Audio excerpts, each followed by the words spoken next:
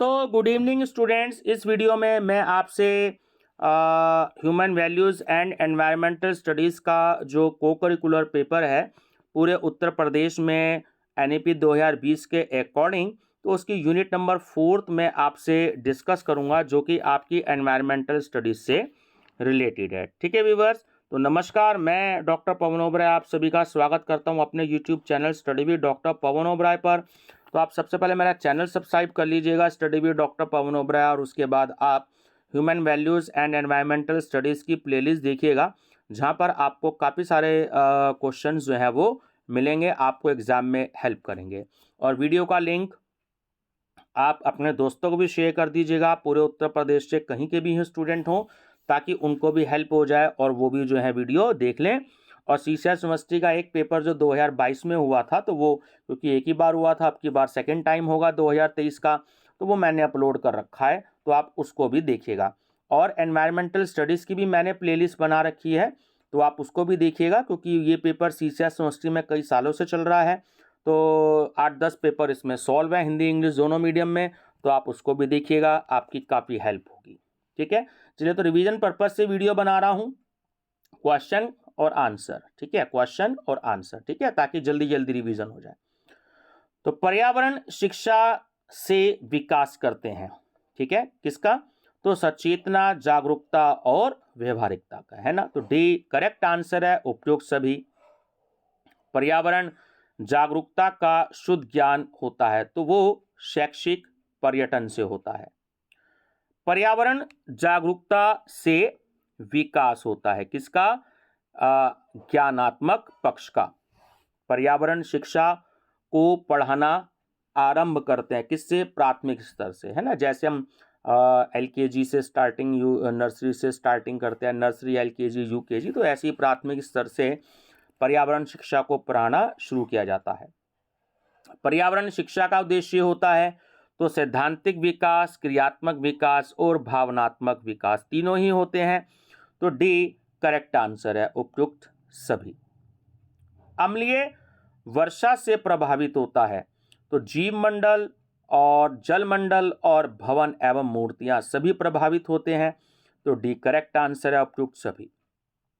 Ozone छिद्र से प्रभाव होता है, तो क्या होता है? पृथ्वी का तापमान भी बढ़ता है, समुद्र का जलस्तर भी बढ़ता है और मौसम परिवर्तन भी होता है, तो डी करेक्ट आंसर है, उपयुक्त सभी।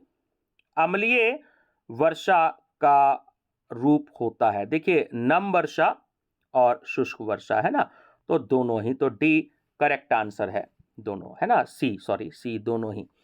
ओजोन छिद्र स्थित है, तो वो कहाँ पर स्थित है? तो वो उत्तरी ध्रुव पर और दक्षिणी ध्रुव पर दोनों पर स्थित है, तो सी करेक्ट आंसर है। हरित भवन का संबंध होता है, तो वो कार्बन डाइऑक्साइड से होता है। मानव द्वारा पर्यावरण संकट होता है, तो भौतिक संकट, सामाजिक संकट और रासायनिक संकट तीनों ही होते हैं, तो डी करेक्ट आंसर है, उपयुक्त सभी।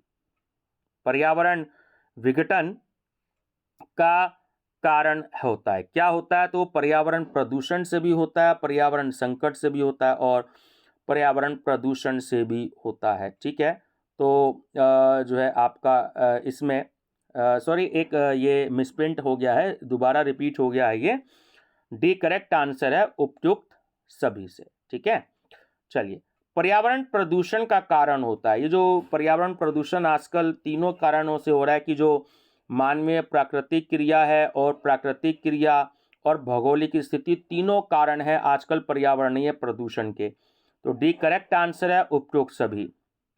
वायुमंडलीय संकट का कारण होता है, तो वो प्रकृति से भी होता है और मानवीय क्रियाओं से भी होता है, तो सी करेक्ट आंसर है, दोनों से।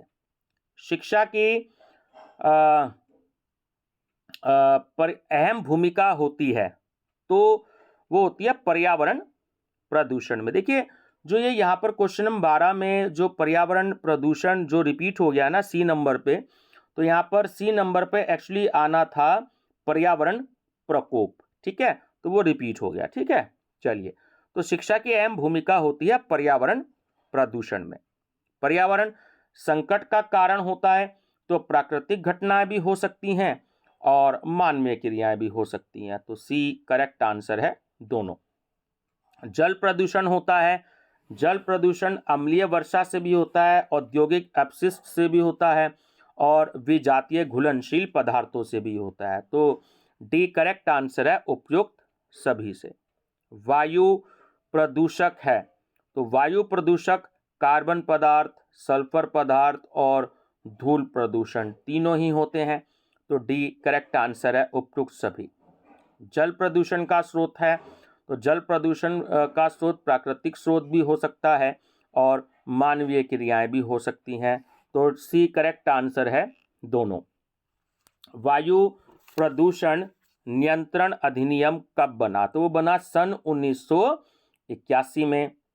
और वायु प्रदूषण के स्रोत हैं तो मानवीय क्रियाएं भी हो सकती हैं और प्राकृतिक स्रोत भी हो सकती हैं। तो सी करेक्ट आंसर है उपयुक्त दोनों ही।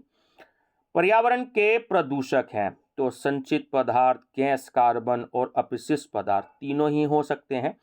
तो डी करेक्ट आंसर है उपयुक्त सभी। पर्यावरण प्रदूषण का कारण होता है, तो मानवीय क्रिया, प्रकृति और भौगोलिक परिस्थिति तीनों हो सकते हैं। तो डी करेक्ट आंसर है उपयुक्त सभी। पर्यावरण संकट का कारण होता है, तो प्राकृतिक घटनाएं और मानवीय क्रियाएं दोनों हो सकती हैं। ठीक है ना, तो सी करेक्ट है। जल प्रदूषण होता है, तो जल प्रदूषण ये रिपीट हो गया है क्वेश्चन, तो अम्लीय वर्षा, विजातीय घुलनशील पदार्थों से और औद्योगिक पदार्थों से। ठीक है ना, चलिए ये एक्चुअली 4-5 क्वेश्चन जो हैं आई थिंक जो है वो रिपीट हो गए हैं, तो इसके लिए मैं माफ़ी चाहूँगा। चलिए तो क्वेश्चन नंबर सीधा 32 की बात करते हैं, थोड़ा सा कॉपी हो गए हैं दोबारा, कोई बात नहीं। तो वायु प्रदर्शन पर्यावरण का संपूर्ण अध्ययन किया जाता है, तो ये आपका शिक्षा में किया जाता है। शिक्षा का संबंध होता है तो पर्यावरण से भी होता है और बालक से भी होता है। तो सी करेक्ट आंसर है उपयुक्त दोनों से। पर्यावरण का स्वरूप होता है, तो वो जैविक और अजैविक दोनों होता है। ठीक है ना, तो सी करेक्ट आंसर है। पर्यावरण का घटक है, तो प्राकृतिक घटक भी हो सकता है और सामाजिक या सांस्कृतिक घटक भी नहीं हो सकते। तो डी इसका करेक्ट आंसर है, उपयुक्त कोई नहीं। चलिए, अम्लीय वर्षा से प्रभावित होता है, तो ये भी क्वेश्चन रिपीट हो गया है ना। इसमें माफी चाहूंगा, शायद जो है ये कुछ क्वेश्चंस दोबारा रिपीट हो गए हैं, तो मैं सीधा आपसे क्वेश्चन नंबर 44 पे आता हूं। ये थोड़े से क्वेश्चन रिपीट हो गए हैं यहाँ पर, चलिए कोई बात नहीं। भारतीय संविधान में पर्यावरण संरक्षण के लिए संशोधन हुआ, तो ये हुआ 42वें अनुच्छेद में हुआ और सन 1976 में हुआ। ठीक है, पृथ्वी सम्मेलन ब्राजील में हुआ। तो पहला क्वेश्चन तो ये बनता है कि कहाँ हुआ, तो पृथ्वी सम्मेलन हुआ ब्राजील में। कब हुआ? सन 1972 में। पर्यावरण चेतना प्रसार की आयाम विधियां कौन सी हैं? तो तीनों ही हैं, व्यक्ति आयाम विधि, सामूहिक आयाम विधि और माध्यम आयाम विधि, तो तीनों ही है। तो डी करेक्ट आंसर है उपयुक्त सभी। विश्व चार्टर संयुक्त राष्ट्र संघ ने पारित किया, कब? तो ये पारित किया सन 1992 में। पर्यावरण संरक्षण समस्या है, किसकी है? तो आप सभी जानते हैं, आज पूरे विश्व की समस्या है। पर्यावरण के विघटन का कारक है, तो प्राकृतिक कारक और मानवीय क्रिया दोनों ही हो सकते हैं। तो सी करेक्ट आंसर है, ए और बी दोनों। बाघ परियोजना किस राज्य में नहीं है? तो वो गुजरात में नहीं है। ठीक है, वनों के नष्टीकरण से होता है, तो भूजल में कमी भी होती है, भोजन की कमी भी होती है, मृदा अपरदन भी होता है। तो डी करेक्ट आंसर है उपयुक्त सभी। पृथ्वी दिवस तथा पर्यावरण दिवस क्रमशः मनाए जाते हैं, तो पृथ्वी दिवस तो 22 अप्रैल को मनाया जाता है और पर्यावरण दिवस 5 जून को मनाया जाता है। ग्रीन मफलर किस प्रकार के प्रदूषण के बचाव में प्रयुक्त होता है? ध्वनि। पृथ्वी शिखर सम्मेलन कब और कहाँ हुआ? बड़ा ही इंपॉर्टेंट क्वेश्चन है। तो ये जून 1992 में हुआ, रियो डी जेनेरो में। ठीक है, निम्नलिखित खरीफ की फसल नहीं है। तो जो चना जो है वो खरीफ की फसल नहीं है। लॉयड वनस्पति उद्यान कहाँ पर स्थित है? दार्जिलिंग में। WWF द्वारा घोषित 10 में से एक अत्यधिक वांछित जाति है, तो वह घड़ियाल। सुगंधित मस्क जिसे हम कस्तूरी भी कहते हैं, तो किससे प्राप्त किया जाता है? हिरण से। पोषकीय विकास शब्द का सर्वप्रथम प्रयोग निम्न में से किस सम्मेलन में किया गया? तो वो था कोकोयाक सम्मेलन। प्रकाश संश्लेषण विधि में कौन सा घटक भोजन प्राप्त करता है? पेड़ पौधे। निम्न में से कौन जैव विविधता का प्रकार नहीं है? तो वो है पोषकीय विविधता। जीव जो अपना भोजन स्वयं बनाते हैं तो वो होते हैं ऑटोट्रॉपस। भारत में जैव विविधता को सबसे बड़ा खतरा किससे है?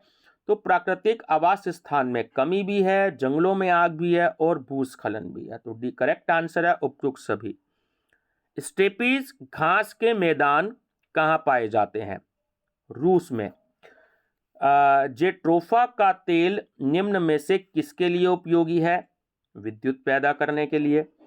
मिट्टी के अध्ययन का विज्ञान कहलाता है, तो उसे हम पेडोलॉजी बोलते हैं। भारत की सबसे बड़ी नदी है गंगा। निम्न में से सर्वाधिक उत्पादक पारितंत्र है, तो वो है दलदली भूमि। पोषक स्तर पाया जाता है, तो वो खाद्य श्रृंखला में। मोर सर्प का भक्षण करता है। सर्प कीटों का भक्षण करते हैं और कीट पेड़ पौधे पर निर्भर रहते हैं। तो अतः ऐसी स्थिति में मोर है, तो मोर है शीघ्र उपभोक्ता। निम्न में से कौन सा जंतु भारतीय मूल का है? तो वो है रीछ।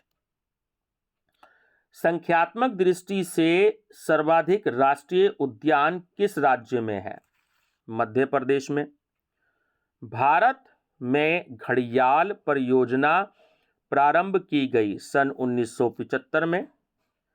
सबसे अधिक हाथी मिलते हैं, तो वो पेरियार राष्ट्रीय उद्यान में मिलते हैं। भारत का सबसे बड़ा टाइगर रिजर्व स्थल है, तो वो है सुंदरवन। IUCNR का कार्यालय कहां पर है? स्विट्जरलैंड। प्रेरीज घास के मैदान किस महाद्वीप में पाए जाते हैं? उत्तरी अमेरिका में। चलवासी पशुचारण किस प्रदेश से संबंधित है? तो वह है उष्णकटिबंधीय घास प्रदेश।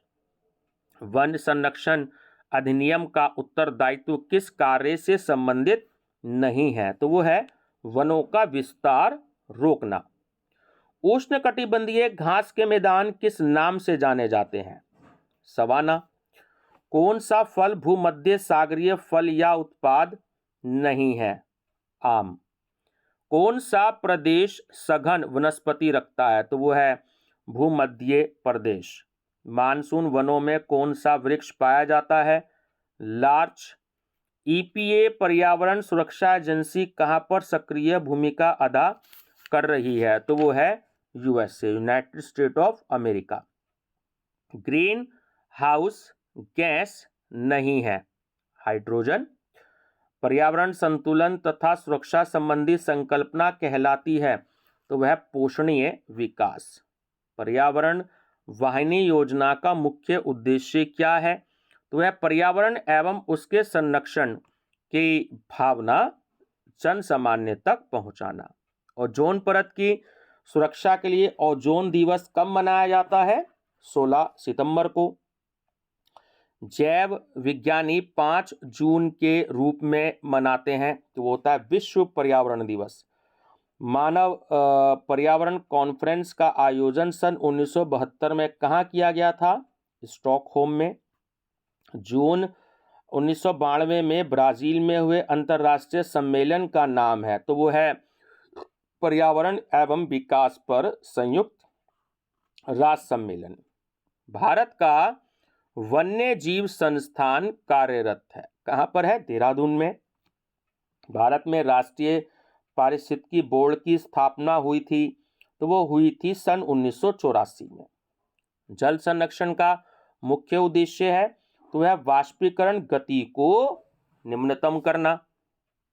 भारत में सन 2005 तक कितनी मात्रा में जल की आवश्यकता होगी? ये थोड़ा सा मिसप्रिंट लग रहा है मुझे क्वेश्चन में, या तो ये पुराना किसी ईयर में आया हुआ क्वेश्चन है ना, क्योंकि 2005 दिया हुआ है इसमें, तो ये शायद क्वेश्चन में गलत है ना। तो उस समय पे अगर ये क्वेश्चन आया होगा 2005 में सीसीएस यूनिवर्सिटी मेरठ में, तो उस समय पे इसका आंसर था 125 मिलियन हेक्टेयर मीटर। मीना माता रोग प्रसार के लिए उत्तरदायी है, किसके लिए? जल प्रदूषण के लिए। जल प्रदूषण निवारण एवं नियंत्रण अधिनियम लागू किया गया तो वो 13 मार्च 1974 को लागू किया गया। अम्लीय वर्षा से किस ऐतिहासिक इमारत को क्षति हो रही है? ताजमहल को। वायुमंडल में नाइट्रोजन का प्रतिशत है 72। शुष्क क्षेत्र वन अनुसंधान संस्थान इंस्टीट्यूट ऑफ एरिडोजोन फॉरेस्ट्री रिसर्च कहाँ स्थित है? जोधपुर में।